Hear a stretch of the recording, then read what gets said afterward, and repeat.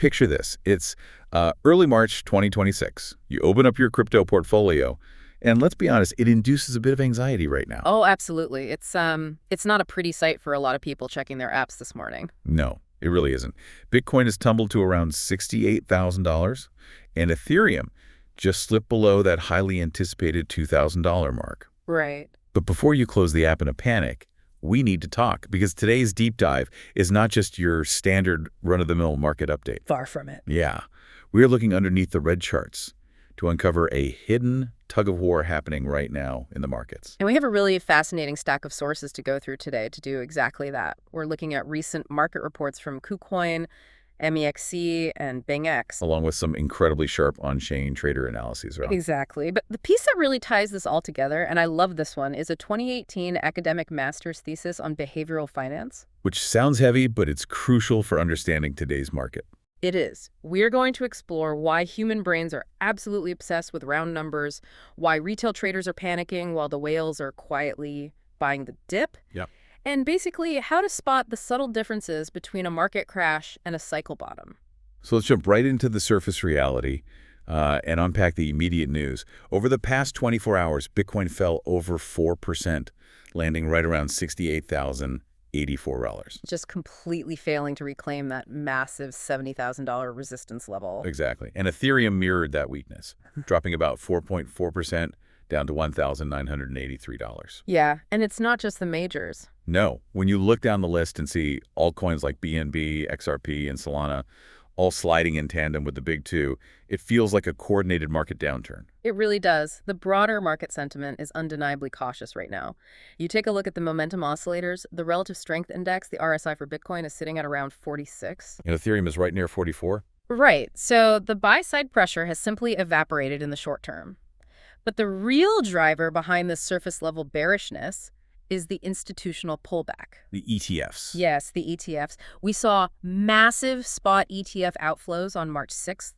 A total of $349 million was pulled from U.S. Bitcoin ETFs in a single day. And the numbers on that Fidelity outflow alone were wild. I mean, $159 million from their FBTC fund. Staggering amount of capital. And Ethereum wasn't spared either, with $82.85 million flowing out of its spot ETFs. Which is a huge deal for market mechanics. When institutions pull back that aggressively, market makers tend to pull liquidity from the order books. Right. The books get thinner. Exactly. The books get thinner, which means any selling pressure pushes the spot price down much faster. And that thin liquidity sets the stage for the psychological barriers we're seeing. That's the real core of this. When the algorithmic trading from institutions pauses, the market becomes heavily dictated by the remaining participants. Which means the price action becomes less about fundamental valuation and much more about human behavior. Spot on. And the thesis we're looking at today offers a really compelling lens for this. Yeah, let's get into that. It's a 2018 master's thesis by Vitor Nuno da Costa Azevedo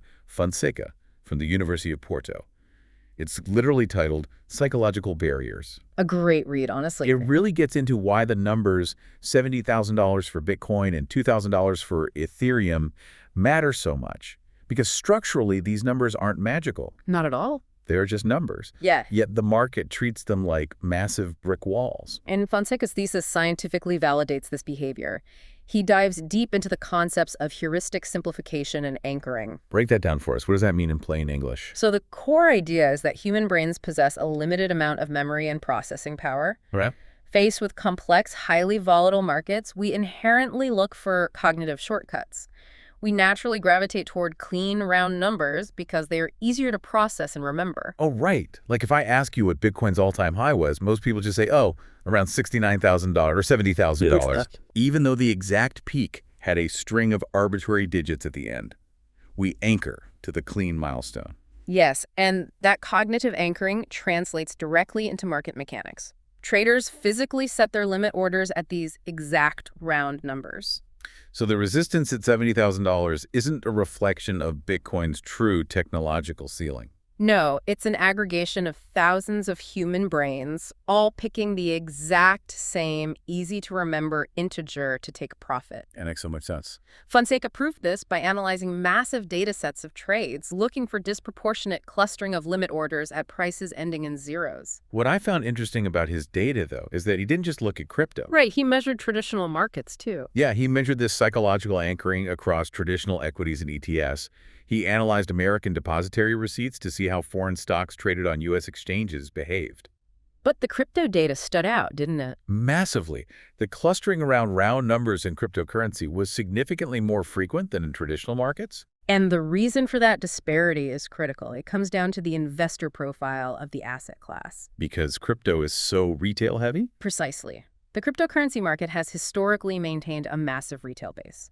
Institutional investors, the professionals managing the ETFs and massive equity portfolios, are much less prone to these behavioral biases. Because they're using bots and algorithms. Right. Their trading is dictated by rigorous risk management models and algorithmic execution. Their algorithms don't care if a number ends in 3 zeros. They execute based on moving averages, standard deviations, liquidity pools. Exactly. But retail investors suffer heavily from overconfidence, sensation-seeking, and odd pricing biases. The thesis explicitly calls out how these specific biases warp decision-making. Right. Sensation-seeking leads to trading on momentum rather than data. And odd pricing bias is the exact reason retailers price things at $1.99 instead of $2. We're just wired to perceive a massive difference between $1,999 and $2,000. It's human nature. So when you have a market dominated by individual emotion rather than institutional algorithm, those cognitive shortcuts manifest as tangible price barriers. So the current struggles at Bitcoin's $70 and Ethereum's $2K aren't technical failures of the underlying protocols. Not at all. They are massive psychological barriers set by a retail-heavy market projecting its own mental limits onto the price. Wow. The order books just reflect the exhaustion of the human mind trying to process volatility. That's a great way to put it. So if retail psychology is creating these invisible walls, what is the smart money doing? This is where the on-chain data gets really revealing. Yeah, looking at the data provided by MEXC and an incredibly sharp analysis by Gia Lilly on Binance Square, we are seeing a great divergence. Between retail panic and whale accumulation. The contrast in the data is staggering. Yeah. Over the past week, wallets holding between 110,000 ETH sold off approximately 210,000 Ethereum. They're hitting these psychological barriers, feeling the pain of the recent drawdown, and heading for the exits. Meanwhile, the whales, the wallets, holding between 10,000 and 100,000 ETH, added 320,000 ETH to their holdings over that exact same time frame. You are just vacuuming up the liquidity that the retail panic is providing. Gia Lilly's analysis points to a specific metric to explain this aggressive retail selling, right? The thick wall of overhead supply. Yes. Right now, roughly 58% of Ethereum addresses are completely underwater. Meaning their original cost basis is higher than the current spot price. Exactly. And human nature dictates that taking a realized loss is physically painful. It's a psychological blow. But the moment the price attempts a rally and touches their original entry point, they desperately sell just to break even and get off the roller coaster. It's pure exhaustion. And you can see that exhaustion clearly on the order books. Every time the price attempts a rally and gets near those psychological round numbers, holders who are desperate to exit near their cost bases dump their bags into the rally. It creates immense structural resistance on the way up, but the whales are operating on a completely different time horizon. They aren't trading the short-term bounces. No, and the on-chain metrics back that up completely. Exchange supply of Ethereum has hit multi-year lows. I think the number was around 31 million ETH left sitting on centralized exchanges. Right. So the whales aren't buying the dip just to swing trade it next week. They are pulling these assets off the exchanges entirely, moving them into cold storage and locking them up in staking contracts. Removing that much supply from active circulation is a massive fundamental shift. It is, and it brings up a crucial point about identifying cycle bottoms. Right now, whale unrealized losses have actually turned negative. So even these massive, deep-pocketed holders are technically in the red on their recent accumulations. Exactly. And historically, large entities rarely distribute their assets aggressively while they are deeply underwater. We saw this exact same setup during the depths of the 2018 to 2019 bear market. Yep. And again during the capitulation phase of 2022. When whales move into loss territory but continue accumulating, it typically signals a late-stage capitulation. It marks the exhaustion of weaker participants, while stronger hands step in to absorb the sell pressure and stabilize the base. The data strongly suggests this isn't the beginning of a prolonged macroeconomic crash. Rather, it's a period of smart money building their positions quietly while the broader market gets shaken out by the volatility. But there's a glaring contradiction here that we can't ignore. Oh, the network data. Yes, we are looking at bleeding charts, negative ETF flows, and underwater retail traders. Yet, Ethereum's underlying network activity just hit a 10-year high. It's phenomenal. We are talking about over 837,200 daily active addresses. That is up 82% compared to 5 years ago. And a staggering 1,100% increase from a decade ago. The divergence between the spot price and the fundamental utility of the network is historically wide right now. And it's not just dormant wallets waking up. No, new wallet creation is up 64%, sitting at around 284,800 new wallets being generated every single day. The technology itself is being utilized at a record pace, but the price continues to slide. Why is that? Well, it is essential to look at the composition of that network activity because the on-chain data isn't entirely bullish. Oh, okay. While daily active addresses and new wallet creation are surging, the TVL, the total value locked, has dropped sharply.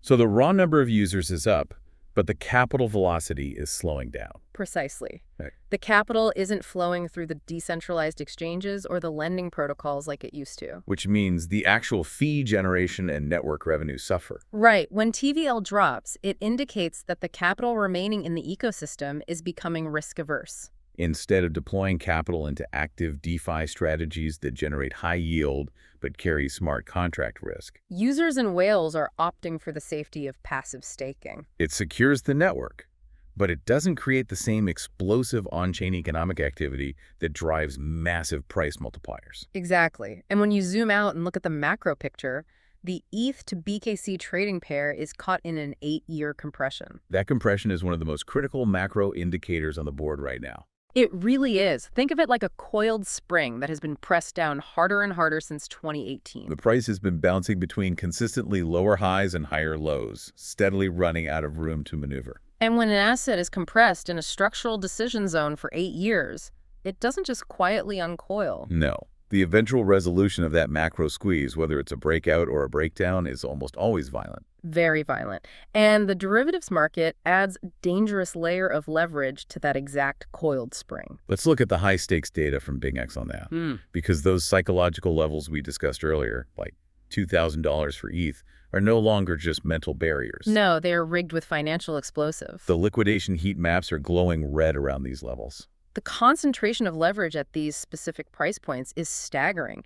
Traders are using the psychological barriers as absolute invalidation levels for their leveraged positions. If Ethereum drops below that $2,000 psychological mark and tests the critical technical support sitting at $1,960 or $1,880, it could trigger a massive cascade. there is currently $754 million in long liquidations sitting right below that line. Just waiting to be tripped. If the price taps that zone, the exchanges will forcibly close those longs. Which triggers a tidal wave of automatic market sell orders. Right, pushing the price down even further, hitting the next liquidation level and the next. But the mechanics work identically in the opposite direction. If Ethereum manages to absorb this current sell pressure and break above the $2,200 resistance, it threatens to wipe out $710 million in short positions, and when shorts are liquidated, they are forced to market buy the asset back to cover their positions. which acts as rocket fuel, driving the price up violently. It is a $1.46 billion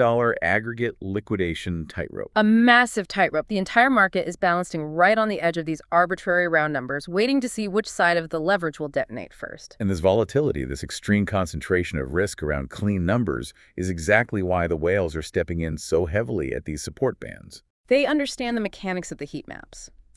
The smart money knows that the retail market is trading heavily on emotion, utilizing high leverage, and anchoring their stops to predictable round numbers. Which creates massive, predictable pockets of liquidity. Yes.